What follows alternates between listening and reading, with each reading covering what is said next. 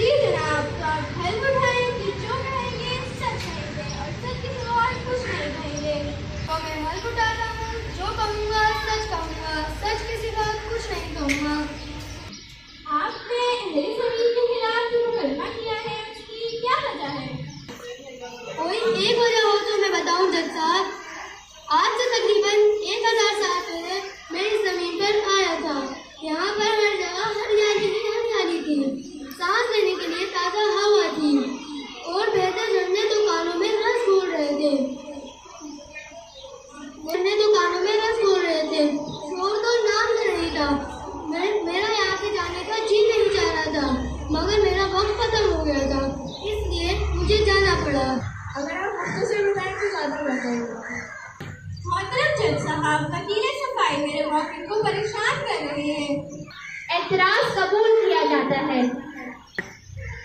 जी तो मैं कह रहा था, जब से मैं यहाँ पे आया हूँ सांस लेने के लिए ताज़ा हवा नहीं मिल रही है और बहते झरनों की बजाय गंदे नाले मिल रहे हैं और शोर तो इतना है जी जाता है यहाँ से भाग जाऊँ। क्या आपके ख्याल में इन सब तब्दीलियों की जिम्मेदारी जमीन के लोग हैं जो आपने अपने मुकदमा कर दिया? जी बिल्कुल, मेरा यही ख्याल है। अहले ज़मीन के नुमाइंदे हाजिर हो। जी जनाब, तो आप हल्फ उठाएंगे? जो कहूँगी सच के सिवा और कुछ नहीं कहूँगी।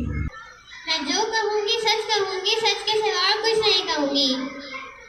आप खलाए मखलूक के इस दावे के जवाब में क्या कहना चाहेंगे? मैं इन सब की जिम्मेदार अहले ज़मीन को समझती हूँ, लेकिन ये हमारी मजबूरी है।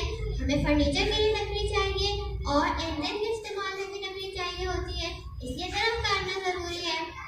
और घरों और कारखानों का इस्तेमाल शुदा पानी हमें कहीं तो बहाना है ना, तो हमको नदियों और समुद्रों में बहा देते हैं। और गाड़ी और बाकी आलात जो शोर खुद पैदा करते हैं, ये तो हमारी मजबूरी है। मखलूक इसके जवाब में कुछ कहना चाहिए? मेरे ख्याल में ये मजबूरी नहीं, लापरवाही है। बनाने के लिए लकड़ी के अलावा और भी किसी चीज़ का इस्तेमाल हो सकता है और इसी तरह इस्तेमाल शुदा पानी नहरों और दरियाओं में बहाने की बजाय खेती बाड़ी में भी इस्तेमाल हो